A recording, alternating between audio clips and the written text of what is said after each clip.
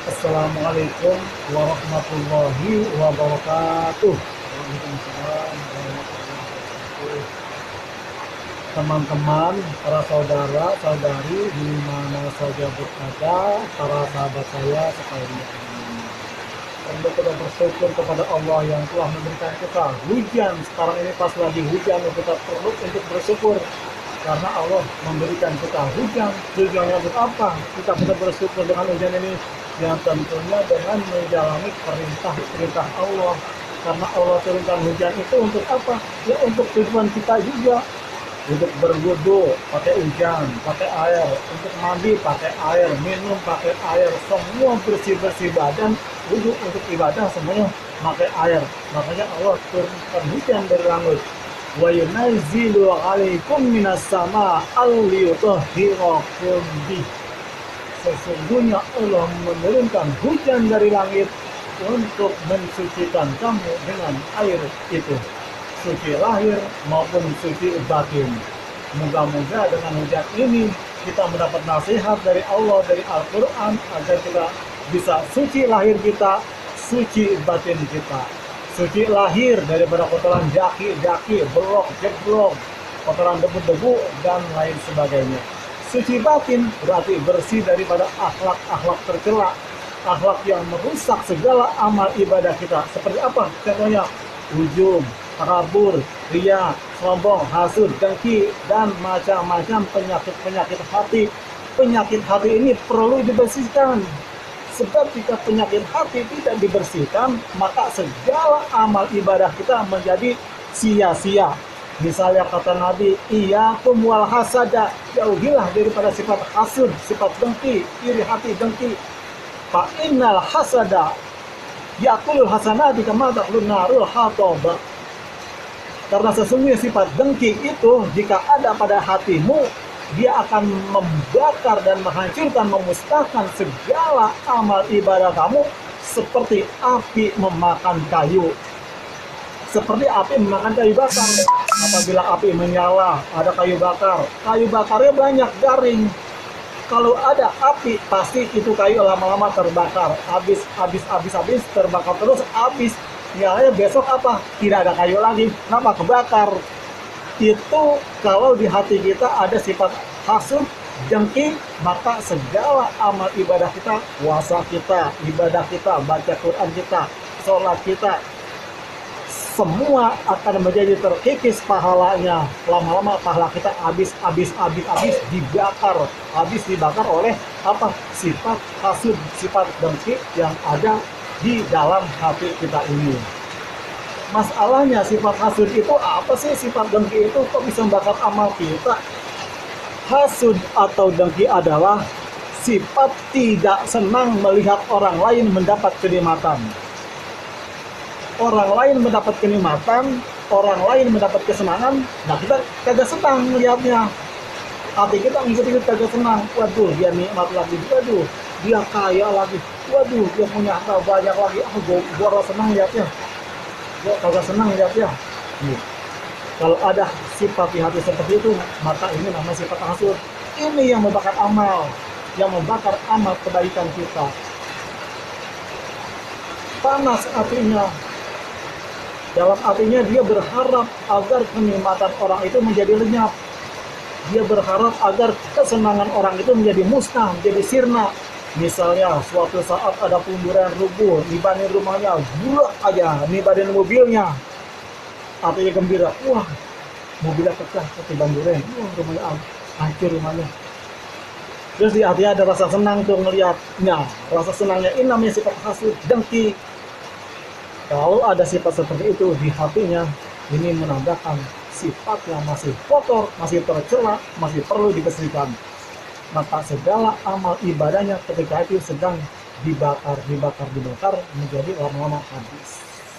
Itu dalam kelas yang wajib untuk kita perhatikan, kita nilai hati kita. Ya. Terciptanya sifat hasud itu timbulnya dari apa? Sebab-sebab yang mendatangkan hasud, sebab-sebab yang mendatangkan rasa dengki, yang mendatangkan rasa hasad itu apa? Banyak sebab-sebabnya, terutama adalah kesombongan atau keriaan. Sombong atau takabur ini bisa menyebarkan sifat hasad. Kenapa? Sebab kalau orang sombong itu artinya orang yang tidak mau dilebihkan oleh orang lain. Dia merasa dirinya paling hebat, paling benar, paling sempurna dalam bidang harta, sempurna dalam bidang ilmu, sempurna dalam bidang ketampanan, sempurna dalam bidang keelokan, terutama misalnya sempurna dalam bidang harta. Dah satu-satu dulu.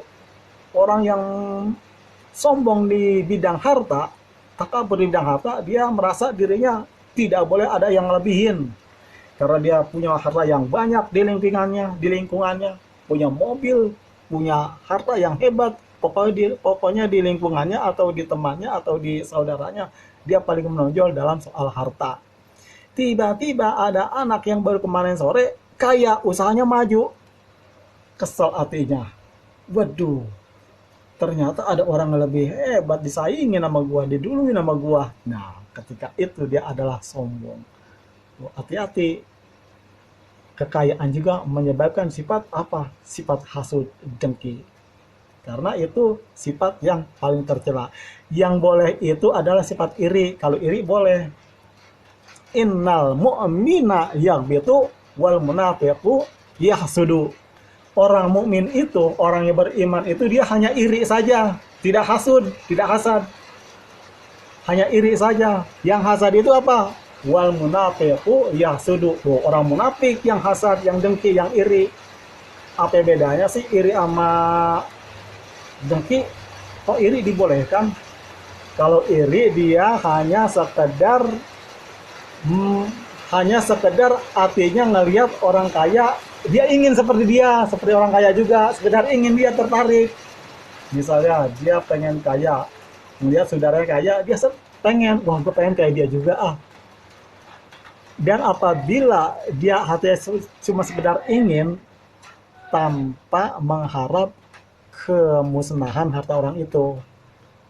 Misalnya apabila harta orang itu lenyap, dia ikut merasa prihatin, tidak senang, tidak girang dia. Bahkan dia merasa orang lain seperti saudaranya atau seperti dirinya sendiri.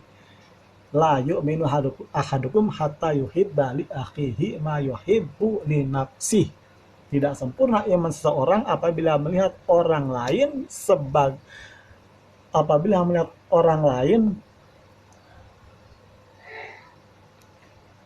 hatta yuhibba li akhihi ma yuhibbu li nafsi.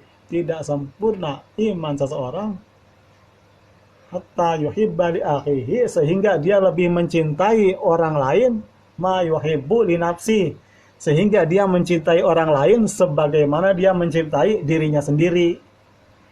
Orang lainnya kaya raya misalnya, dia seneng, alhamdulillah sudah gue kaya, oh gue pengen kayak dia juga ah. Ini namanya iri, boleh. Karena hatinya tidak dengki, hanya sekedar iri. Yang dengki itu, yang dilarang itu, yang dia tidak senang melihat, wah dia kaya lagi, dia banyak hartanya, waduh. Terus dalam tingkat yang lebih jahat lagi, dijahatin dah. Malam-malam dirusak, warungnya diguna-guna, ke rumah dukun, diaurin garam, warungnya bangkrut tuh, kut. Tawa dia ngadepin hati. Lihat aja nanti, bangkrut ya, karena lagi kaya. Nah, ini ulah orang yang dengki. Wajib kita jauhi sifat seperti ini, karena sifat yang sangat tercela, yang bisa membakar amal ibadah kita. Nanti di hari kiamat catatan ibadahnya sih banyak catatannya. Sholatnya banyak, ibadah lainnya banyak. Cuman pasti lihat di kontennya kosong, gak ada pahalanya. Kenapa?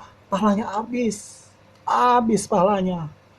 Karena termakan oleh sifat dengki yang menggerogoti amal-amal pada diri orang itu sendiri. Tuh.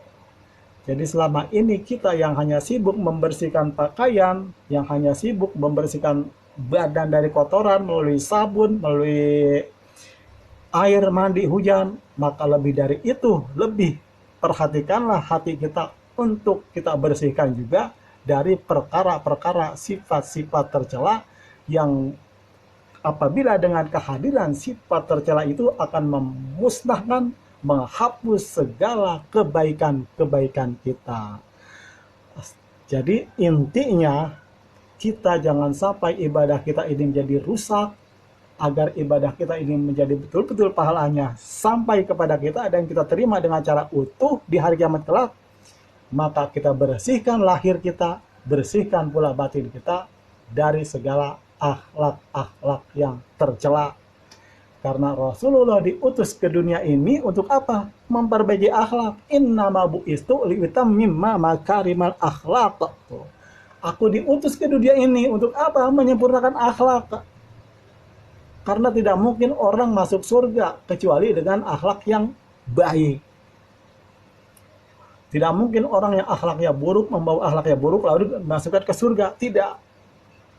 Orang kalau yang akhlaknya baik, itulah disebut orang yang takwa. Innal muttaqina fi jannati wa na'im. Sesungguhnya orang-orang yang takwa, orang-orang yang membersihkan dirinya daripada sifat-sifat tercela dan menjalani perintah Allah dengan sebaik-baiknya, fi jannati wa na'im. Mereka di dalam surga dan segala macam kenikmatan. Kurang lebihnya mohon maaf. Wabillahi taufiq wal hidayah. Wassalamualaikum warahmatullahi wabarakatuh.